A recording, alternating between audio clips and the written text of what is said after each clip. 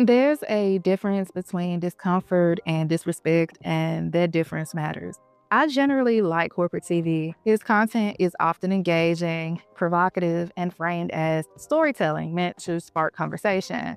But his recent episodes left me deeply unsettled, not because of shock value, but because of what they reveal about masculinity, anti Blackness, emotional abuse, and how Black women are repeatedly positioned as collateral damage in the narrative.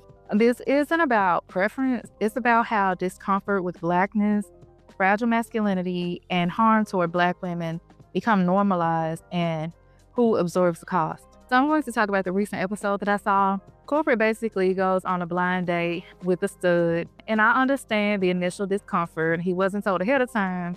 And like through his shows, you see that he prefers like curvier, more traditionally feminine women, and preferences do exist. Transparency does matter. But what followed exposed something deeper. The woman on the date was the rapper Big Mouth Bo, and she was actually quite feminine in her mannerisms.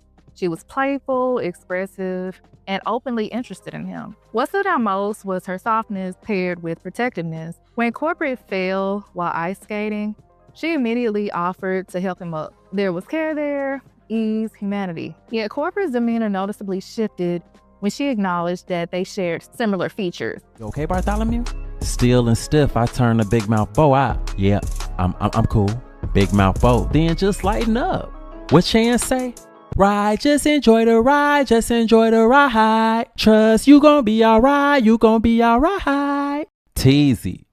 Y'all make a good couple, fakes. For that 1 second, I was actually looking forward to backdooring him after this. Big Mouth Bo, I think so too. We both dark-skinned, lock twins. What Glorilla say? Love me a dark-skinned, tatted up, dreadhead, toxic. Teasy, stop acting like a bitch, folks. Look down, enjoy the view. Sexuality aside, that moment felt rooted in featureism and texturism, an aversion tied less to gender expression and more to proximity to Blackness itself. That's where discomfort crossed into anti-Blackness. And it needs to be stated plainly. Masculine presenting or male presenting Black women can and do date men. Gender expression does not revoke womanhood, desirability, or romantic agency. This moment cannot be viewed in isolation. Bartholomew Corporate's recurring character, more often than not, displays emotionally abusive behavior towards the women he dates. Often uses this third-person limited perspective, and through that you pretty much know that his intent is typically to get sex out of a woman or sexualize a woman. And he often leads with charm, humor, and attentiveness, only to become dismissive, manipulative, or cruel once emotional access is granted by the women who basically falls for it. Affection becomes conditional, respect fluctuates, and women are made to feel disposable for wanting clarity, consistency, or care. Emotional abuse doesn't always look like physical violence. It often looks like humiliation disguised as jokes, subtle insults, coercive control, emotional withdrawal, and instability that keeps women off balance. According to the Institute for Women's Policy Research, Black women experience significantly higher rates of psychological abuse, including humiliation, insults, name-calling, and coercive control than women overall. So when Bartholomew repeatedly embodies these behaviors on screen without meaningful consequence, it doesn't simply reflect fiction. It mirrors a documented reality many Black women already navigate. If Bartholomew is genuinely uncomfortable, he has agency. He can leave, he can set boundaries, yet discomfort is repeatedly expressed through hostility. When Corporate's friend jokes about sleeping with the woman's feminine presenting friend, Corporate responds by saying he would kill him for setting him up on the double date. Even as a hyperbole, the aggression is revealing. Two things stand out immediately. One, if the situation was that unbearable, he could have left the date.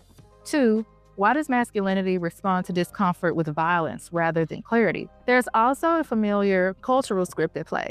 The idea that desperation excuses harm. Tupac once rapped, "My stomach hurts, so I'm looking for a purse to snatch." That lyric has often been interpreted as social commentary on poverty and survival, not moral endorsement or violence towards women. But when similar logic appears in visual storytelling without critique, it risks becoming justification rather than observation. Bartholomew's harmful choices sexual, emotional, or criminal, are frequently framed as understandable responses to pressure, money, stress, pride, survival. But Black women remain the ones endangered, manipulated, or traumatized in the process. Not every struggle justifies harm.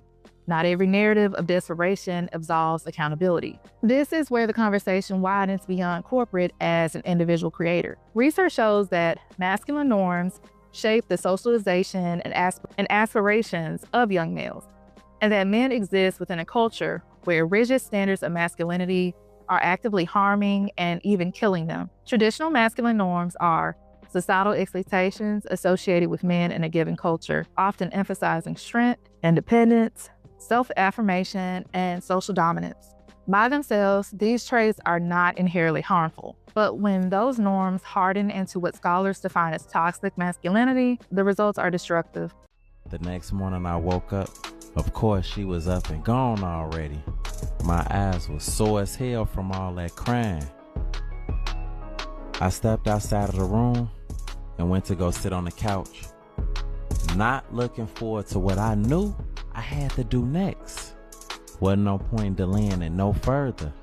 I had to break the news to my mother. Shaking my head, I pulled my phone out and dialed her number. Heart beating out of my chest. Hopefully, she ain't pick up. It didn't even ring twice before my OG picked up. Of course, answering she. Hello? Swallowing hard out. Hello? Grand rising. How you feeling, mama? She, all right, pushing through. How are you? I'm alive. She, you alive? Everything okay? Not really. She, what happened? I'm listening. I need to come over and talk to you about something. She, okay. I'm at the house. I ain't going nowhere. Okay. I'm about to shower and get dressed. And then, I'll be on my way. She, okay.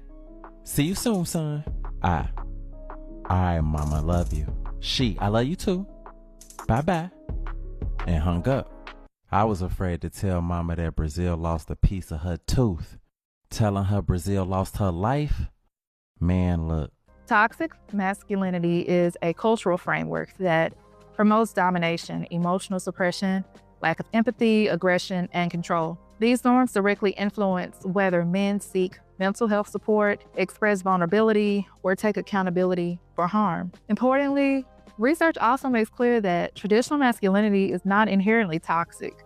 It can manifest in positive ways when paired with emotional intelligence, empathy, and responsibility. Healthy masculinity includes acceptance that men can be vulnerable without losing dignity or identity. The problem is that Bartholomew consistently models the opposite. And when millions are watching, modeling matters. The name Bartholomew makes this contradiction impossible to ignore.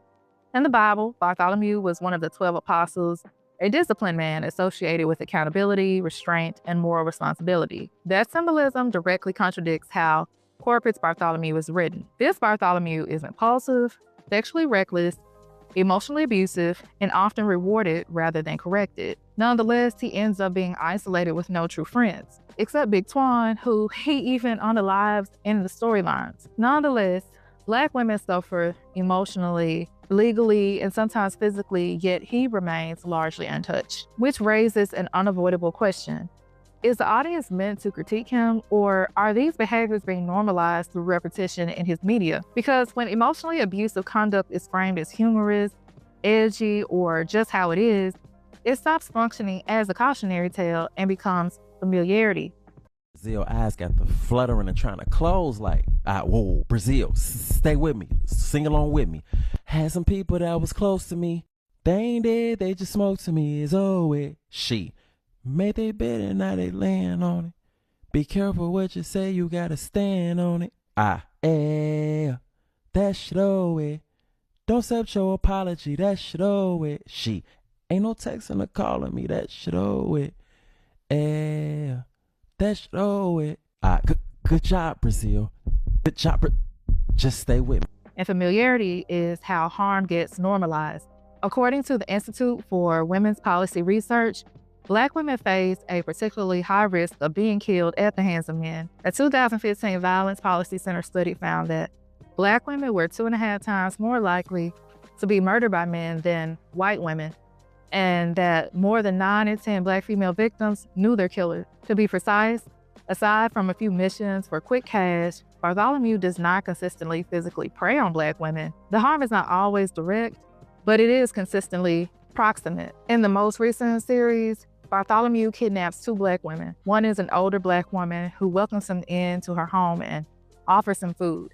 He ultimately lets her go, largely out of guilt. The second woman is the stepmother of Brian, the antagonist issuing the missions, and she is targeted as leverage to save Bartholomew's sister. Notably, the pressure to spare her life, though, does not come from internal accountability. It comes from his mother, who threatens to cut him off if he doesn't get his sister back. Given real-world statistics that proximity to violence is not neutral, Bartholomew is positioned as a charismatic fuckboy. He has multiple baby mothers, casual hookups, emotional instability framed as confidence. Black women's bodies are sexualized through zoom-ins, catcalling, and spectacle. Even moments framed as lessons, such as allowing the audience to vote on whether he should take advantage of a drunk woman, blur the line between critique and normalization through repetition. Well, the people have spoken, and y'all have elected for me to have a dry night. Say less. Whole time, I ain't on shit. I'm tired. You tired. Let's just go to bed. Scrunching her face. She what? What are you get? Before 9 off. If I was gonna get that, I needed to get it fair and square. Not while she was under some type of influence. I went and laid down on the couch. Let her have a bed to herself. Potential moments of care like adopting his deceased ex-child are eclipsed by narratives that repeatedly punish Black women while excusing their harm. At some point, intention no longer outweighs impact. So in conclusion, corporate has too much influence to circulate narratives that repeatedly harm Black women without reflection or consequence. And while I don't know if this is what's sustaining the series, what's increasingly visible is fewer constructive arcs and more normalized emotional abuse, sexual exploitation, and proximity to violence written onto Black women's lives. What's most troubling is that Bartholomew rarely experiences personal accountability. Others suffer, Black women lose safety, stability, and dignity. He continues largely unchanged, often rewarded, and that message matters, especially when Black youth are watching. If the takeaway is that emotional abuse, exploitation, and harm come without consequence, then what's being modeled isn't growth, it's impurity. This isn't about counseling Korporate, it's about challenging him. What would respectful representation of Black women actually look like? What growth should we expect from content creators with this much influence? And when does repetition stop being a lesson and start becoming normalization? Those are questions Korporate owes his audience, and Black women deserve better answers. Let me know down below if you've ever seen Black Chicago be like, or how you feel about Korporate. And thank you so much for listening to Books and Looks TV. I'll see y'all next time.